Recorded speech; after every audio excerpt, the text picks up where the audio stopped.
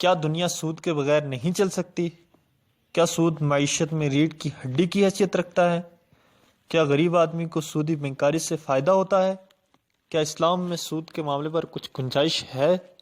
سود کھانے والے کے بارے میں اللہ کا کیا اعلان ہے؟ کیا سود خور قیامت کے دن جنت میں نہیں جائے گا؟ السلام علیکم کہ ربا یعنی سود کی کیا تعریف ہے؟ آج کل جو بینکنگ کا نظام ہے، کیا ایسے سودی نظام عرب میں موجود تھا؟ اس سلسلے میں آج قرآن مجید کی آیت مبارکہ، احادیث نبوی صلی اللہ علیہ وسلم اور فقہاء کرام کے اقوال پیش کروں گا۔ تو دوستو، آیت کریمہ کی تلاوت سے اس کا آغاز کرتے ہیں۔ اعوذ باللہ من الشیطان الرجیم، بسم اللہ الرحمن الرحیم۔ الذين يأكلون الربا لا يقومون إلا كما يقوم الذي يتخبطه الشيطان من المس، ذلك بأنهم قالوا إنما البيع مثل الربا وأحل الله البيع وحرم الربا، فمن جاءه موعظة من ربه فانتهى فله ما سلف وأمره إلى الله ومن عاد فأولئك أصحاب النار هم فيها خالدون، يمحق الله الربا ويربي الصدقات والله لا يحب كل كفار أثيم۔ صدق اللہ العظیم۔ ان آیت مبارکہ کا مفہوم یہ ہے کہ جو شخص سود لیتا ہے، سود کھاتا ہے، تو وہ قیامت کے دن ایسے کھڑا ہوگا جیسے پاگل شخص جس کو شیطان نے لپٹ کر پاگل کر دیا ہو۔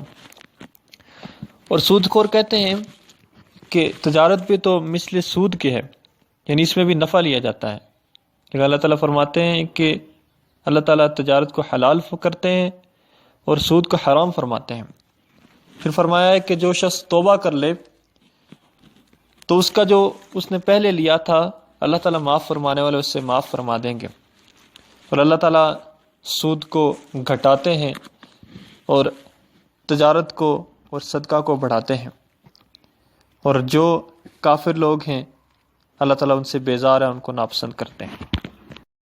آج کل ربا چونکہ عام نظام تجارت کا رکن اعظم اور ستون بن گیا ہے، اس لیے جب کتاب و سنت کی آیات اور روایات میں اس کی حرمت و ممانعت سامنے آتی ہے تو عام طباع اس کی حقیقت کو سمجھنے سمجھانے کے وقت اس کی حرمت سے ہچکچاتی ہیں اور ہلا جو ایک طرف مائل ہوتی ہیں۔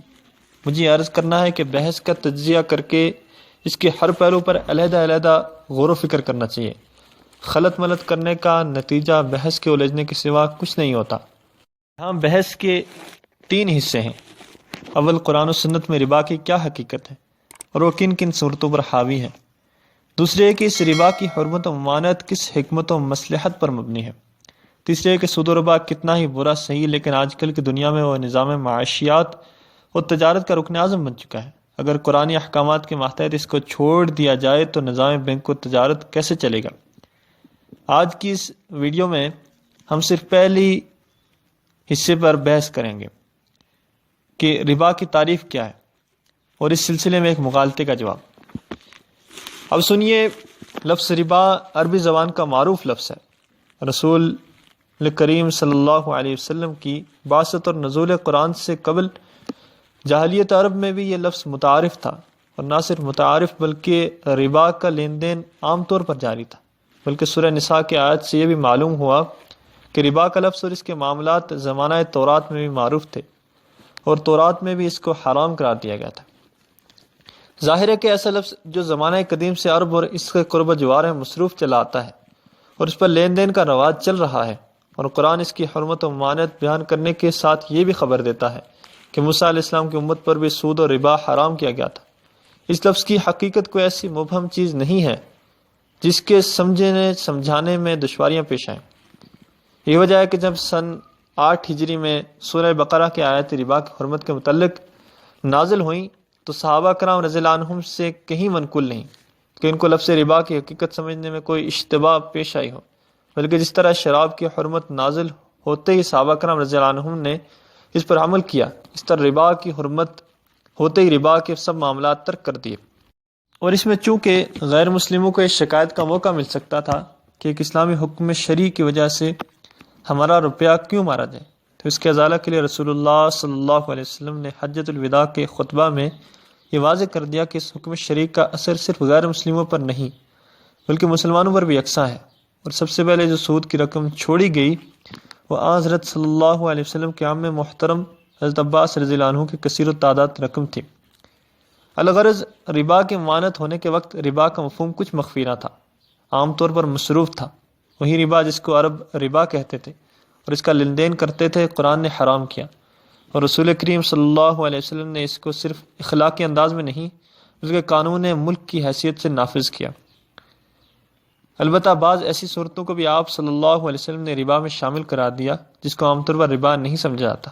انہی صورتوں کے تعین میں حضرت فاروق اعظم رضی اللہ عنہ کو اشکال پیش آیا اور انہی میں ائمہ مجتہدین کے نظریات میں اختلاف ہوا، ورنہ اصل ربا جس کو عرب ربا کہتے تھے نہ اس میں کسی کو اشتباہ کا موقع تھا نہ اختلاف ہوا اس میں کسی کو۔ اب چلتے ہیں عرب میں مروجہ ربا کی تعریف کیا تھی۔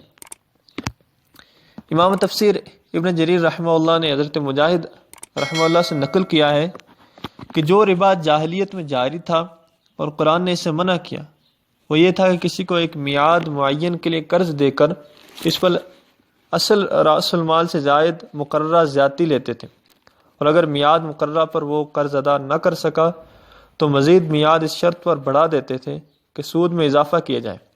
یہی مضمون حضرت قتادہ رضی اللہ عنہ اور دوسرے حضرات ائمہ تفسیر سے نقل کیا ہے۔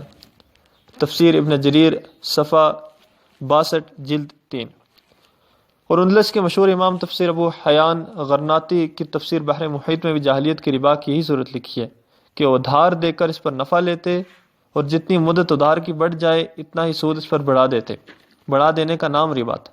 اسی جاہلیت عرب کے لوگ یہ کہتے تھے کہ جیسے بیع و شراء میں نفع لینا جائز ہے اس طرح اپنا روپیہ ادھار دے کر نفع لینا بھی جائز ہونا چاہیے۔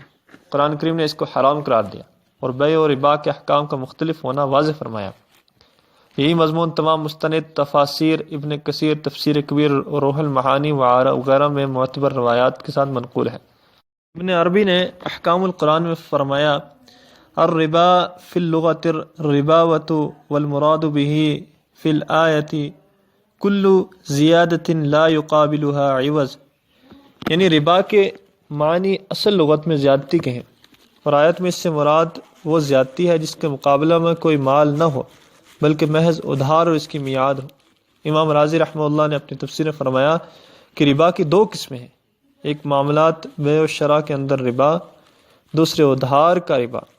اور جاہلیت عرب میں دوسری قسم ہی رائج اور معروف تھی کہ وہ اپنا مال کسی کو معین مدت میعاد کے لیے دیتے تھے اور ہر مہینہ اس کا نفع لیتے تھے، اور اگر میعاد پر ادائیگی نہ کر سکا تو میعاد اور بڑھا دی جاتی تھی بشرطے کہ وہ سود کی رقم اور بڑھا دیتے۔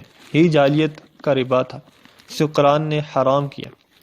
امام جساس رحمہ اللہ نے احکام القرآن میں ربا کے معنی یہ بیان فرمائے ہیں هو القرض المشروط فیہ الاجل وزیادۃ مال علی المستقرض، یعنی وہ قرض جس میں کسی میعاد کے لیے اس شرط پر قرض دیا جائے کہ قرض دار اس کو اصل مال سے زائد کچھ رقم ادا کرے گا۔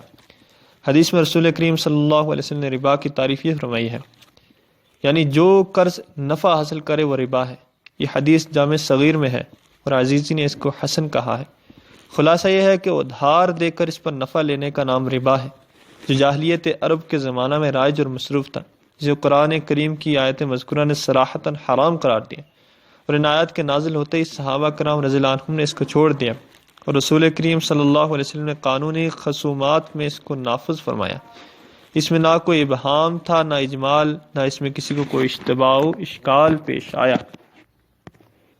تو دوستو یہ تھی ربا یعنی سود کی تعریف، اور اس کے سلسلے میں فقہاء کرام کے اقوال، آیات مبارکہ، حدیث نبوی۔ تو انشاءاللہ اگلی ویڈیو میں مال کے علاوہ جن چیزوں پر سود ہوتا ہے جو ربا کے زمرے میں آتی ہیں، مزاحنہ اور محاقلہ، سود کے منع کرنے کی حکمتیں اور سود کھانے کے نقصانات، روحانی بیماریاں، ان کے بارے میں انشاءاللہ اگلی ویڈیو میں بتاؤں گا۔ تو اب تک کے لیے اتنا ہی. اللہ حافظ.